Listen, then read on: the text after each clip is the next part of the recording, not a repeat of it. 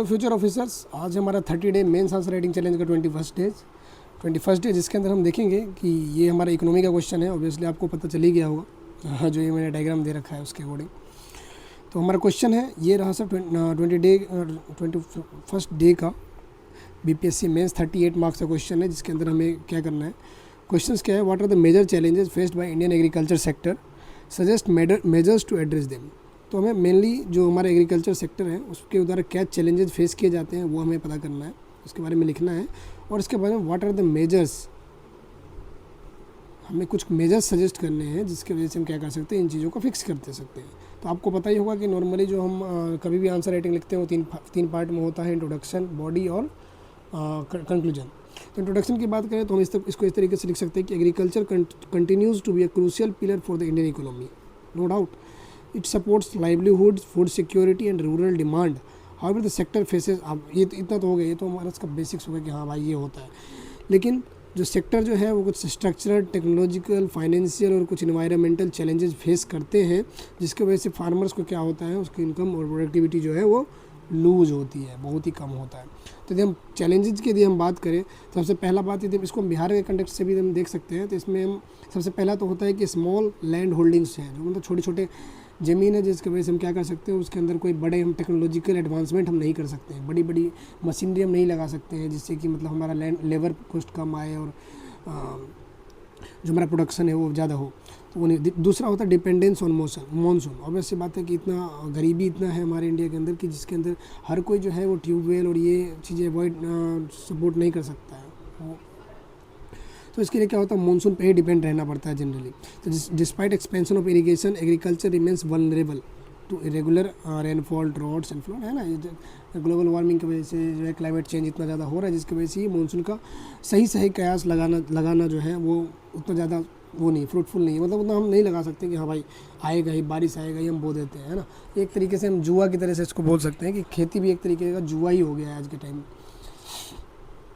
लो productivity, obviously बात है कि limited access to quality seeds, modern technology and extension services and efficient irrigation effects agricultural productivity, no doubt. Inadequate irrigation, आपको पता है कि unequal access to irrigation creates regional disparity and increase dependence on rainfall, जिसकी वजह से क्या होता है कि हमें रेनफॉल के ऊपर डिपेंड होना पड़ता है, मानसून के ऊपर डिपेंड करना पड़ता है, क्योंकि हर कोई वो ट्यूबवेल और ये चीज़ें अफोर्ड नहीं कर सकता है।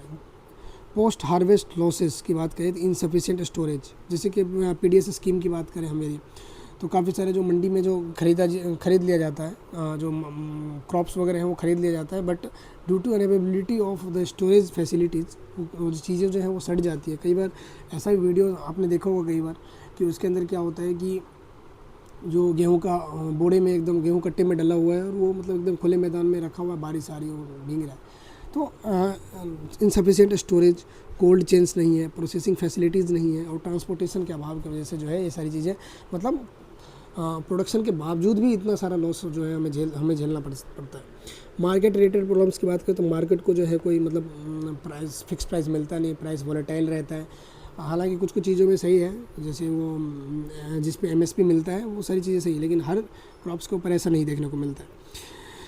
इसके अलावा rising climatic risk due to heat waves, changing rainfall patterns, floods and drought increasingly threaten the agriculture output. तो हम सिंपली बात करें कि यदि जो हम क्या क्या चैलेंजेस हैं, तो एक तो small and fragmented land holding हो गया, डिपेंडेंस ऑन मानसून हो गया, लो प्रोडक्टिविटी हो गया, इनएडिकेट इरिगेशन हो गया, पोस्ट हार्वेस्ट लॉस हो गया, जैसे कि मैंने बताया आप लोगों को कि जो इनसफिशिएंट स्टोरेज और कोल्ड फैसिलिटी के अभाव की वजह से, मार्केट रिलेटेड प्रॉब्लम्स कि उनको सही दाम नहीं मिल पाता है, जिसकी वजह से किसान जो है कई बार मजबूर हो जाते हैं अपने फसल को मतलब रोड पे ऐसे फेंकना पड़ता है ना कई बार। मतलब एक तरीके फेंकना मतलब एक तरीके का विरोध प्रदर्शन करने का तरीका है, जिसके अंदर क्या करते हैं किसान कि यदि 2 रुपये का टमाटर बिक रहा है या कुछ हो रहा है तो मतलब उससे उनको बहुत ज़्यादा लॉस होता है, तो वो इससे बढ़िया सोचते हैं कि बेचने से बढ़िया है तो ये तो ऐसे ही फेंक दिया जाए।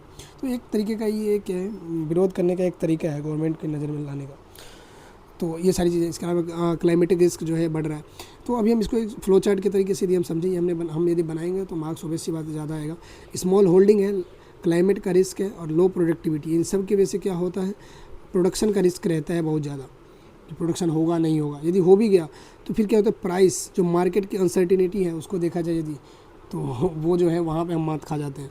इसके बाद में लो फार्म इनकम, और जिसके वजह से क्या होता है रूरल प्रॉपर्टी एंड माल बिकेगा ही नहीं, माल उपजेगा ही नहीं, तो क्या होगा, जो गांव में जो है पॉवर्टी आएगी, डिस्ट्रेस होगा। तो इसको सही कैसे किया जा सकता है, तो इसको हम क्या कर सकते हैं, तो इरिगेशन फैसिलिटी को सुधारा जा सकते हैं, है ना। Expand micro irrigation, water set development, rain water harvesting वगैरह के प्रोसेस से हम क्या कर सकते हैं, इरिगेशन को प्रमोट कर सकते हैं। इसका स्ट्रेंथन एग्रीकल्चरल इंफ्रास्ट्रक्चर, जिसके अंदर हम क्या कर सकते हैं कि कोल्ड चेन्स को इस्टेब्लिश कर सकते हैं, फूड प्रोसेसिंग इंडस्ट्रीज़ को लगा सकते हैं रूरल एरियाज़ में। इसके अलावा हम ट्रांसपोर्ट की फैसिलिटी हम यदि बढ़ा दें, improved market access like strengthen e NAM एक पोर्टल है, farmer producer organisations and direct market linkages, diversifications को हम प्रमोट कर सकते हैं कि कई बार ऐसा होता है कि एग्रीकल्चर यदि उतना बूम पे नहीं रहा, तो उस केस में हम क्या कर सकते हैं, horticulture, dairy, fisheries, life stock and agro processing, ये सारी चीज़ों के हम एक साइड बाय साइड इनकम को के तरीके से इसको डेवलप कर सकते हैं, जो कि एग्रीकल्चर के कम्प्लीमेंट्री है। और एग्रीकल्चर ना होने के कारण भी यहाँ पे जो है हम डाइवर्सिफिकेशन की वजह से जो है लॉसेस जो है वो कम देखने को मिलेगा, मतलब रिकवर कर सकते हैं।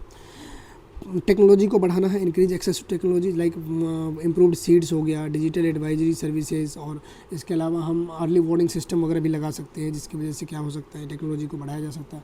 वेदर फोरकास्टिंग, है ना, तो इन सब चीज़ों की को हम वो करें तो काफ़ी ज़्यादा हेल्पफुल रहेगा। Climate resilient agriculture like it promote drought and flood resistant varieties crop, मतलब इसका मतलब है कि जो कम पानी के अंदर भी वो फसल उग जाए, इस तरीके के बीज वगैरह का डेवलपमेंट करना। और इंस्टीट्यूशनल सपोर्ट का स्ट्रेंथन करना, जैसे कि like affordable credit, crop insurance, extension services and timely agricultural input, these are the things by which we can increase the production, by which we can these are the measures that can prevent the challenges that are faced by the agricultural industry. Okay, so इसमें हम क्या करते हैं, पहले तो irrigation facility को बढ़ाएंगे, agricultural infrastructure को हमें डेवलप करना होगा, डाइवर्सिफिकेशन हमें देखना होगा, प्रमोट करना पड़ेगा हमें डाइवर्सिफिकेशन को, टेक्नोलॉजी को एक्सेसिबल बनाना पड़ेगा हर तबके के लिए, ये। इसके अलावा हम बात करें तो क्लाइमेट रेजिलिएंट एग्रीकल्चर को डेवलप कर सकते हैं, इतना काफ़ी है आई थिंक। इसके अलावा हम बिहार पर्सपेक्टिव की बात करें तो for Bihar special attention should be given to flood resilient agriculture, irrigation, food processing and cold storage, ठीक है। FPOs and better agriculture marketing given the state large, मतलब सिंपल बात है कि हमें बिहार के कॉन्टेक्स्ट में यदि हम बात करें तो हमें इन सारी चीज़ों पर ध्यान देना है, क्योंकि जो हमारा बिहार जो है उसके इसमें जो एग्रीकल्चर है वो काफ़ी पिछड़ा है वहाँ पे।